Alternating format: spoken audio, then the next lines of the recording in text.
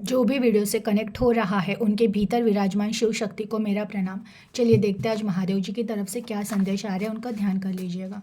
हर हर महादेव, हर हर महादेव, हर हर महादेव, हर हर महादेव, हर हर महादेव, हर हर महादेव। आपकी प्रार्थना स्वीकार की गई है। प्रारब्ध को स्वीकार करो और चलते रहो। जो हो रहा है वह कर्म का हिसाब है। कल की चिंता क्यों कर रहे हो? जो है अभी है। वफादार और समर्पण भाव रखिए, सब ठीक होगा। सब्र आ जाए तो तर जाओगे। बस कुछ दिन सब्र करो, अच्छे दिन आने वाले हैं। ओके, एक लास्ट मैसेज लेती हूँ मैं। तुम्हें मुझ पर भरोसा है तो क्यों परेशान हो रहे हो? तुम्हारा जीवन मैंने संभाल रखा है। अगेन बहुत प्यारे मैसेज। जैसे देखिए, पहला मैसेज आया है कि आपकी प्रार्थना स्वीकार की गई है। जो भी कनेक्ट हुआ है उन्होंने अगर भगवान से कोई प्रार्थना कर रहे हो आप कई दिनों से, तो भगवान जी कह रहे आज के मैसेज का पहला मैसेज संदेश है उनका कि आपकी प्रार्थना स्वीकार की गई है। तो आपने जो भी प्रार्थना उनको की थी तो वो स्वीकार की गई है।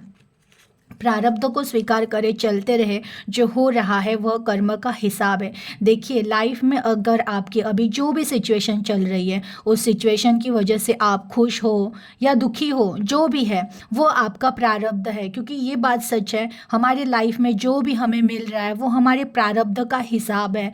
बट आपके हाथ में क्या होता है, हम प्रारब्ध जाकर चेंज नहीं कर सकते। क्योंकि मेरे जो पास्ट कर्मा थे उसके हिसाब से मेरा प्रारब्ध लिख चुका है। अब उस प्रारब्ध को मैं चेंज नहीं कर सकती हूँ। लेकिन अगर मुझे मेरे ज़िंदगी में आगे का फ्यूचर अच्छा चाहिए तो प्रेजेंट कर्मा मेरे हाथ में है। तो प्रेजेंट कर्मा में आपको क्या करना है वो भी आप बता रहे हैं भगवान जी कि आपको चलते रहना है और अच्छे कर्म करते रहने हैं।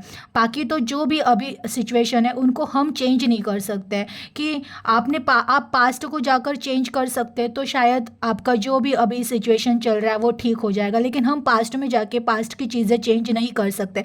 इसलिए भगवान जी कह रहे हैं कि जो भी लाइफ में सिचुएशन आपकी आई है ना, उसको शांति से एक्सेप्ट करो। और शांति से एक्सेप्ट करो मतलब आपको वो यही सोचना है कि जो भी मुझे तकलीफ़ हो रही है कि हाँ ये मेरे ही कर्मा हो गए। देखिए, हम ना जब ऐसे कुछ सिचुएशन हमारे लाइफ में आती है जो हमें तकलीफ़ें दे रही होती है, तोड़ रही होती है, तो हम ना ब्लेम करते हैं किसी पे कि मेरे लाइफ में ये सब हो रहा है तो ये इनकी वजह से हो रहा है, या फिर मेरे लाइफ में ये हो रहा है तो उनकी वजह से हो रहा है। बट ऐसा नहीं होता है। कोई भी हमारे लाइफ में ऐसे ही नहीं आ जाता है। कुछ तो कर्मा हमारे बैलेंस रहते हैं। और अगर समझो वो पर्सन आकर हमें तकलीफ देकर गए हैं और वो हमारा पुराना कर्मा नहीं था और उन्होंने क्रिएट किया, तो उनको उसका भी फल मिलने ही वाला है। तो आपको कहा जा रहा है कि आपको जिस चीज़ से तकलीफ हो रही है प्रेजेंट में, उस चीज़ को आपका प्रारब्ध समझकर शांति से एक्सेप्ट कर लीजिए। क्योंकि हम जब उसको स्वीकार करते हैं, मेरे प्रारब्ध को, जो भी तकलीफें मुझे आ रही है यही मेरा प्रारब्ध था, मैं इसे जब स्वीकार कर लेती हूँ और शांत भाव से वो सब चीज़ें भगवान को समर्पित कर देती हूँ, तो मेरा माइंड रिलैक्स हो जाता है, मेरी सोच रुक जाती है और मैं निगेटिव चीज़ें नहीं अट्रैक्ट करती हूँ अपने पास। क्योंकि प्रारब्ध को स्वीकार कर लिया तो हम परेशान नहीं होंगे। जो हम बार बार कुछ गलत सोच रहे थे, लोगों के बारे में गलत सोच रहे थे कि उसकी वजह से ये हुआ, उसका ये ऐसा हो जाए, तो ये निगेटिविटी से हम बाहर आएंगे। हम जो भी है एक्सेप्ट करके हमारे माइंड को पॉजिटिव, अब इसमें से पॉजिटिव कैसे उठना है उस चीज़ का इन्फॉर्मेशन देंगे तो हमारा माइंड कुछ पॉजिटिव वे से सोचना स्टार्ट करेगा और फिर लाइफ में अच्छी चीज़ें हमारे पास आना होना शुरू हो जाएगी। अगेन, कल की चिंता क्यों कर रहे हो? जो है अभी है। देखिए, कभी कभी हम ऐसा भी होता है ना कि लाइफ में है ना, जो चीज़ें अभी बिखरी हुई है ना, तो उससे रिलेट हम भविष्य में क्या होगा हमारा, अरे मेरी अभी परिस्थिति इतनी बुरी है तो मेरा भविष्य कैसा होगा, ऐसे हम अगर सोचते रहते हैं तो वो भी चीज़ें गलत है। क्योंकि हम फिर अगेन निगेटिविटी को अपने लाइफ में अट्रैक्ट कर रहे हैं। तो आपको भगवान जी कह रहे हैं कि कल की चिंता क्यों कर रहे हो?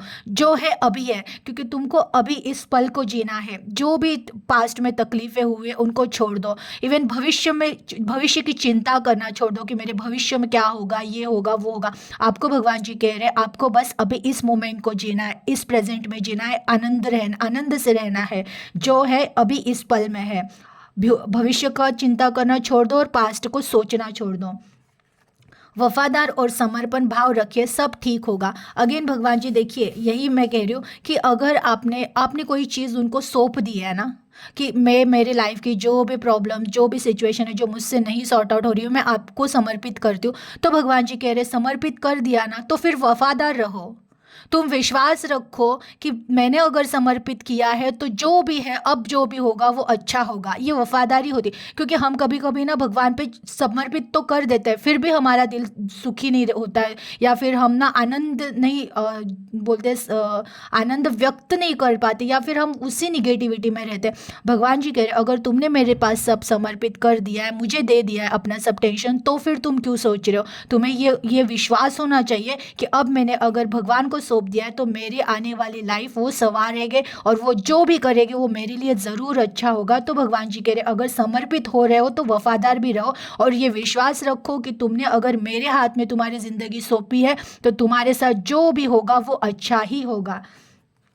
अगेन, तुम्हें मुझ पर भरोसा है तो क्यों परेशान हो रहे हो, तुम्हारा जीवन मैंने संभाल ही रखा है। देखिए ये दोनों मैसेज रिलेटेड है कि आपने, बहुत सारे लोग हैं आज जो भी देख रहे हैं, ये हो सकता है आपने अपना जो भी है आपने सौंप तो दिया है भगवान को, कि भगवान जी मेरा जो भी प्रॉब्लम है या जो सिचुएशन मुझसे नहीं सॉर्ट आउट हो रही हूँ मैं आपके चरणों में रख दे रही हूँ, फिर भी आप परेशान हो रहे हो। तो भगवान जी कह रहे हैं अगर तुमने मुझे समर्पित कर ही दिया है, तो यहाँ पे वफादारी नहीं, समर्पित तो कर दिया है, फिर भी तुम परेशान हो, फिर भी तुम आनंद में नहीं रह रहे हो, फिर भी तुम प्रेजेंट में नहीं जी रहे हो, तो भगवान जी कह रहे हैं अगर मुझ पर तुमने समर्पित कर दिया है तो अब तुम परेशान मत हो जाओ, क्योंकि तुम्हारे लाइफ में अब जो भी होगा ना, क्योंकि वो मैंने संभाला है, और मैंने संभाला है। अगर भगवान जी ने आपकी लाइफ संभाली है तो 101%। कुछ चीज़ें अगर आपको अभी तकलीफ दे रही है तो उस तकलीफ को हंसते हंसते सहे जाओ। आने वाला भविष्य इन्होंने संभाला है तो आपको ज़रूर कुछ बहुत बड़ा मिलेगा।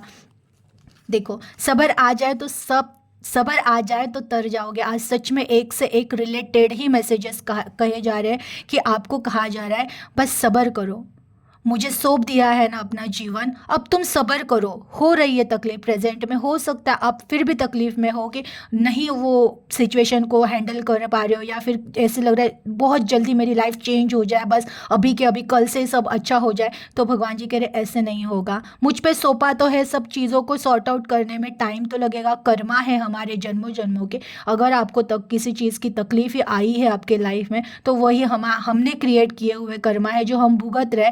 तो भगवान जी कह रहे वो सही करने में, मेरे हाथ में तो तुमने दे दिया, लेकिन वो सब सारे सही करने के लिए कुछ टाइम तो जाएगा, तो तुमको अब सब्र करना है। सब्र करो, जिसको सब्र आ जाए ना वो तर जाता है। तो आपको कहा जा रहा है सब्र, यही एक वर्ड इतना बड़ा है ना कि सब्र। बस शांत से बैठो, सौंप दो उनको, है उस सिचुएशन में, प्रेजेंट में आनंद में रहो, और ये विश्वास रखो कि मेरा आने वाला भविष्य बहुत सुंदर है। ये सब्र जिसको आ जाए ना वो तर जाएगा। बस कुछ दिन सब्र करो, अच्छे दिन आने वाले हैं। अगेन कंफर्मेशन, डबल कंफर्मेशन है, यहाँ पे कहा जा रहा है सब्र करो, बस थोड़े दिन तो वेट करना पड़ेगा। ऐसे नहीं होता है कि अभी मैंने तूप खाया और कल मुझे रूप आ जाएगा, नहीं। भगवान जी कह रहे सब्र, यहाँ पे कह रहे सब्र करो तो तर जाओगे। और अगेन सेकेंड मैसेज आ रहा है कि बस कुछ दिन सब्र करो, अच्छे दिन आने वाले। यानी 101% जो भी कनेक्ट हुआ है आपको, थोड़ी सी जो भी लाइफ में सिचुएशन क्रिटिकल चल रही है, इसमें भी आपको हंसते रहना है, पॉजिटिव रहना है, विश्वास रखना है कि मेरे भगवान ने मेरी डोर थाम ली है तो ये ज़रूर कुछ ना कुछ अच्छा ही नहीं, ज़रूर नहीं, अच्छा ही करेंगे। भगवान ने मेरी डोर अगर थाम ली है तो वो मेरी लाइफ में मेरी लाइफ चेंज करेंगे ही करेंगे, और बहुत अच्छा ही करेंगे, क्योंकि अच्छे दिन आने ही वाले हैं। तो कंफर्म है 101% आपका फ्यूचर बहुत ब्राइट है। विश्वास रखिए, चलते रहिए, रुकिए नहीं, पॉजिटिव रहिए, और भगवान का धन्यवाद हमेशा करते रहिए। एनर्जी को क्लेम कर दीजिएगा और अपना ख्याल रखिएगा। Thank you. Her her Mahadev.